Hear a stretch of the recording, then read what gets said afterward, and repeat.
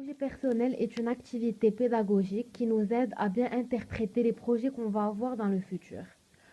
Alors cette année, pour mon projet personnel, j'ai choisi comme sujet la chirurgie esthétique, car de nos jours, ce genre d'interventions se font beaucoup et surtout au Maroc. Afin d'apporter le plus grand nombre d'informations pour mon essai, j'ai effectué une interview avec l'incontournable chirurgienne, Madame Terab, qui a répondu à toutes mes questions. J'espère que ma vidéo va aider ceux qui veulent faire de la chirurgie esthétique et qui comptent en savoir plus. Bonne visualisation. Depuis quand pratiquez-vous la chirurgie esthétique et pour quelles raisons en avez-vous fait votre métier? Alors, je pratique depuis 1991, ça fait quand même un petit bail. Et j'en ai fait mon métier parce que c'est très passionnant comme spécialité, parce qu'on peut traiter beaucoup de choses et qu'il y a un côté artistique derrière chaque chirurgie. D'accord. Avez-vous hésité à un moment de votre carrière sur ce choix et sur le succès de cette pratique au Maroc? Pas du tout. Si c'était à refaire, encore je rechoisirais la même spécialité. De plus en plus de personnes se dirigent vers la chirurgie dite esthétique. Qu'en pensez-vous? Et est-ce qu'on peut mettre en cause les médias qui associent beauté physique et réussite dans la vie? Alors, est-ce que vous pouvez répéter s'il vous plaît votre question? De plus en plus de personnes se dirigent vers la chirurgie dite esthétique. Qu'en pensez-vous? Est-ce qu'on peut mettre en cause les médias qui associent beauté physique et réussite dans la vie? Alors, il y a de plus en plus effectivement de personnes qui font appel à la chirurgie esthétique ou de plus en plus aujourd'hui à la médecine esthétique parce que effectivement il y a le culte de la beauté, les médias ils sont pour quelque chose, mais il faut dire aussi qu'aujourd'hui on vit de plus en plus longtemps, on mange de plus en plus sain, on avance dans l'âge, mais l'intérieur de la tête n'est pas toujours en adéquation avec l'image que rend le miroir, et donc les gens ils ont envie d'entretenir leur image. D'accord. Vous arrive-t-il de refuser d'opérer? Si oui, dans quel cas? Oui, effectivement, le rôle du plasticien n'est pas toujours de dire oui, oui, oui, oui. Il y a des personnes effectivement qui ne sont pas très très stables psychologiquement, des personnes qui veulent abuser. Personnellement, il m'arrive dans pas mal de cas de recuser des gens parce que ce n'est pas une bonne indication ou parce que leurs attentes, ce qu'elles attendent de la chirurgie n'est pas du tout en adéquation avec la réalité du résultat qui va être présent. Donc, il vaut mieux ne pas les prendre à la base. Quand la volonté de recourir à la chirurgie esthétique cache un malaise, voire un trouble psychologique chez un patient, comment réagissez-vous? Et est-ce que vous avez déjà eu le réflexe de l'envoyer chez un psychologue? Oui, effectivement, il y a des personnes qui ont envie de faire plusieurs chirurgies, des fois même à la fois, alors que derrière, il y a un véritable malaise psychologique, des fois même des troubles psychiatriques. J'entends là les personnes qui ont une dysmorphophobie, qui ont par exemple un nez normal ou quasi normal et qui, quand elles se voient sur le miroir, elles ont l'impression que le nez est complètement difforme et déformé.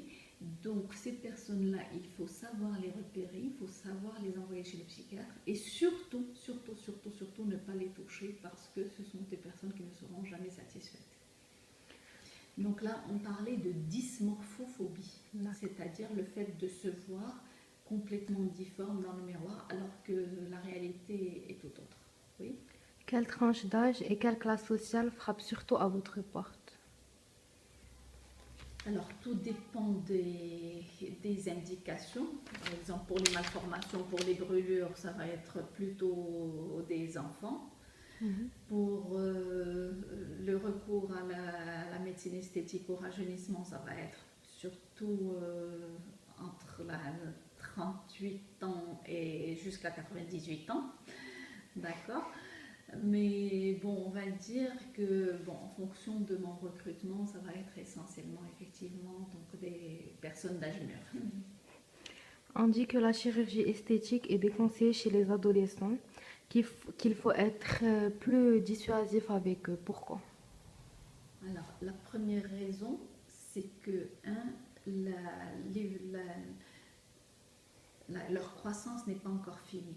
Donc, pour faire un nez, pour opérer une liposuction, quelque chose comme ça, il faut d'abord que la croissance soit terminée pour agir une fois que le corps a terminé sa croissance. Mais la deuxième chose qui n'est pas des moindres, c'est que psychologiquement, ils ne sont pas toujours très très stables. Et la troisième chose qui est encore plus importante, c'est qu'à cause de l'imprégnation hormonale, ces adolescents qui sont en période péripubertaire ne vont pas bien cicatriser. Les cicatrices risquent d'être ce qu'on appelle des cicatrices hypertrophiques, c'est-à-dire qu'elles sont très rouges et qu'elles vont avoir tendance à s'élargir. Donc la période péripubertaire est une période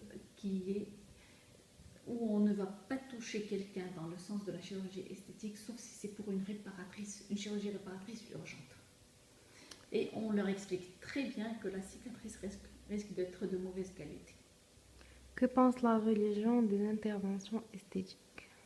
Alors moi je ne suis pas, je ne suis ni frère ni Adam, mais a priori, sur une thèse de médecine qui a été soutenue avant l'année 2002, donc je pense que c'était en 99 ou 2000 par une étudiante à la faculté de médecine de Casablanca qui a été entièrement rédigée et soutenue en arabe. L'étudiante en question est venue, elle a choisi le thème Jerahat Tjmil ou l'Islam, c'est-à-dire chirurgie esthétique et islam. Elle est venue avec un préjugé comme quoi c'était complètement contre la volonté de Dieu, et quand elle a sorti le kitab et la sunna, c'est-à-dire la parole de Dieu et la parole du prophète, elle est sortie avec la conclusion que tant qu'on le fait pour soi-même ou pour son mari, y compris les prothèses, y compris une rhinoplastie, donc une chirurgie du nez, y compris bien sûr l'abdominoplastie et tout le reste, que c'était pas une mauvaise chose. Voilà, j'espère que j'ai bien répondu à votre question. Quelle différence ressentez-vous pendant une chirurgie réparatrice et une chirurgie esthétique? Alors, la différence entre les deux, c'est qu'il y a une personne qui vient malgré elle. En chirurgie réparatrice, la personne elle est obligée de faire sa réparation. Et en chirurgie esthétique, c'est un luxe entre guillemets que la personne va se permettre. Maintenant, c'est pour moi la même concentration et la même finition, la même délicatesse dans le travail, même quand il s'agit de chirurgie réparatrice. D'accord, merci beaucoup. Je vous en prie. Maintenant, vous montrer des photos choquantes que j'ai partagées sur des sites internet afin de sensibiliser les gens en leur révélant les conséquences de la chirurgie esthétique, car c'est un sujet qu'il ne faut pas prendre à la légère.